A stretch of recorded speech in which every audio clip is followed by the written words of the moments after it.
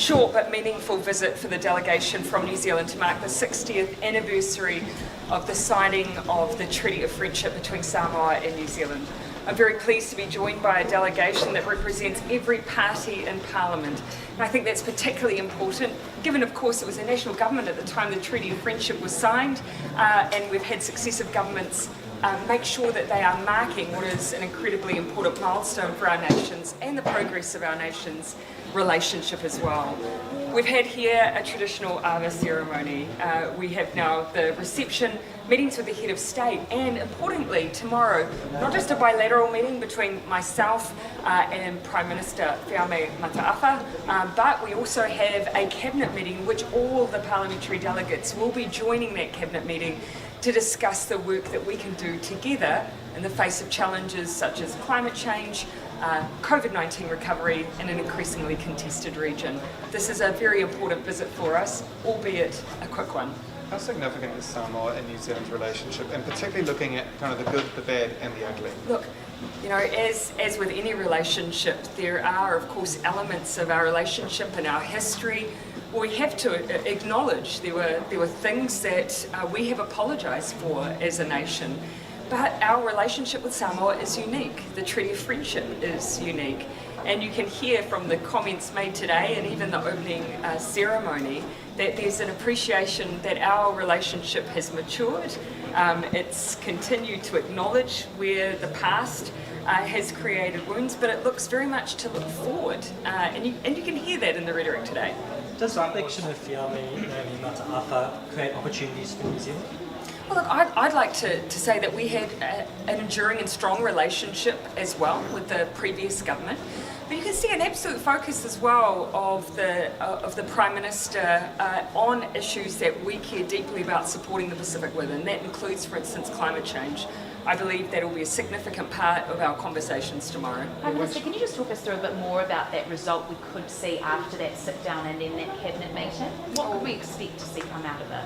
This will be an opportunity for us to talk about our joint priorities.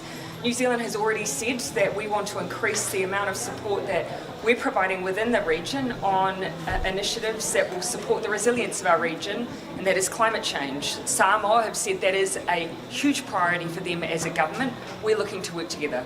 Could we see something? So we'll give a little specificity tomorrow.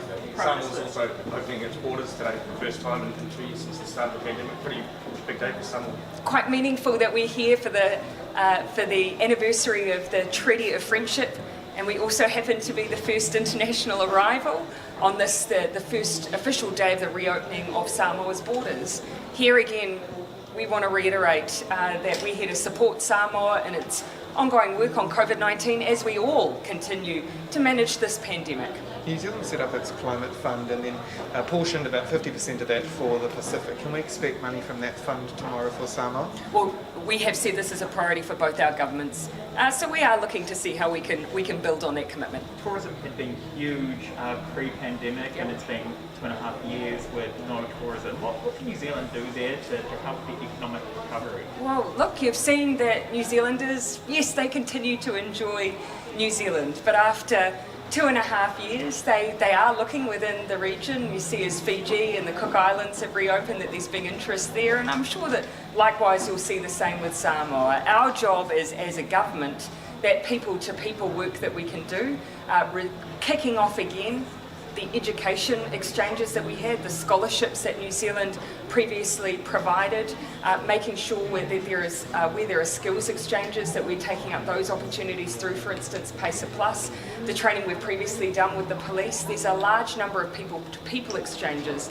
that we can now resume and that we're very keen to. You talked about the bipartisanship of this trip. How significant is the involvement of those other parties being here and being involved with some of the events today and tomorrow? I'm really pleased that all parties in Parliament took up the offer to be represented here today.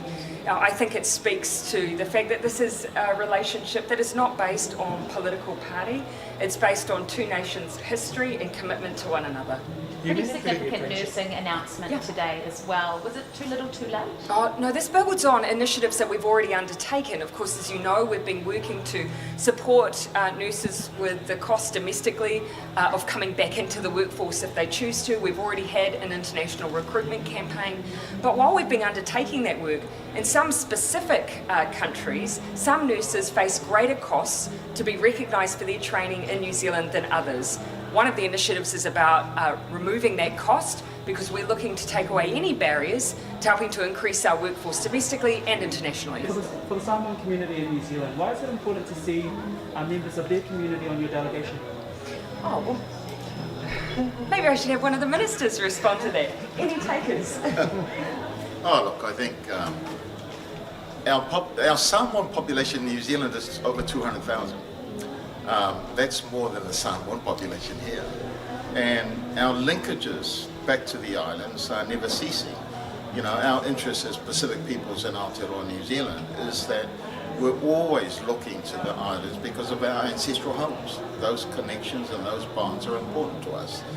And today it's not just Carmel and myself and Dr. Nair, one of our newest MPs, but we've also got a delegation of iwi leaders who are connected to the Samoan communities in Aotearoa, New Zealand, and church leaders who are based in Samoa.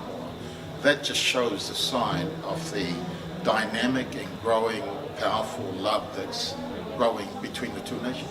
You'll hear me speak a little bit tonight as well about that. For instance, I mean, we have connections in our parliament. One of our newest is, as Peter has said, is Dr. Anai Nero Leabasa, whose very close relation was part of the Mau movement, who lost his life during the independence campaign for Samoa.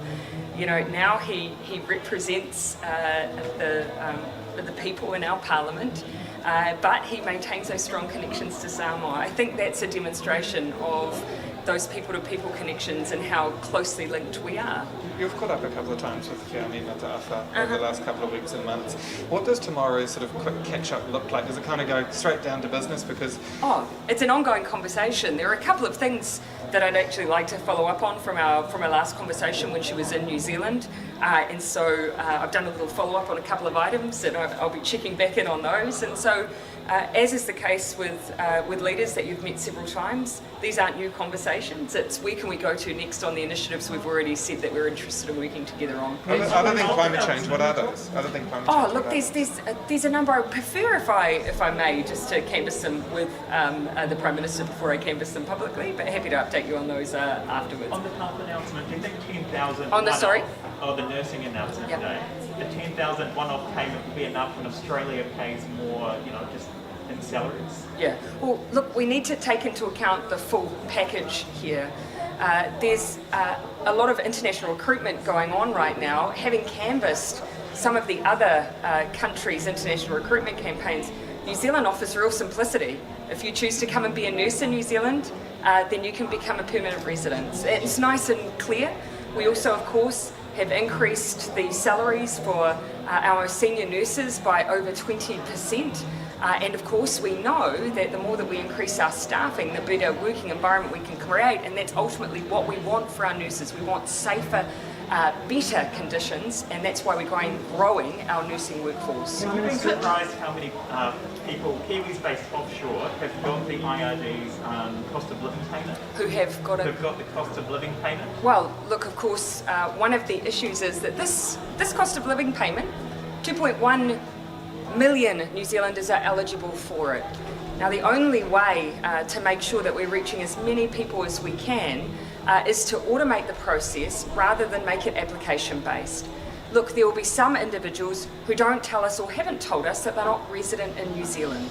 And so I can't give you a number for how many that is because, as I say, they have not told IRD they're not resident in New Zealand. But they are a minority. The vast majority are those middle and low income earners who deserve and need and will be provided with the support from this cost of living payment. Prime Minister, it's not so long ago that Samoa had a contested election and a constitutional crisis for a time. The way that it navigated through that period, what does that say about the maturity of Samoan democracy and Whiami's leadership? I think it speaks for itself.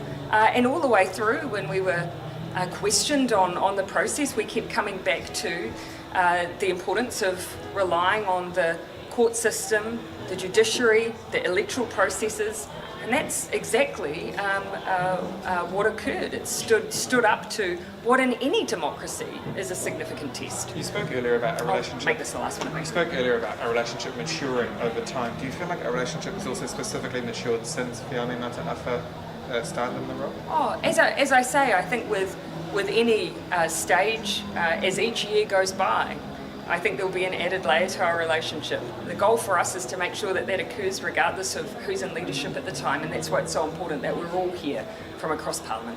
How was the carver? Oh, so I'll let you. We're obviously here for the 60th anniversary of the Soifua Treaty, but what do you think our respective forefathers, Kiwi and Samoan, would have felt like knowing that two women are leading their respective nations? Well, I would hope that they would collectively be proud of their daughters. Thank you, everyone.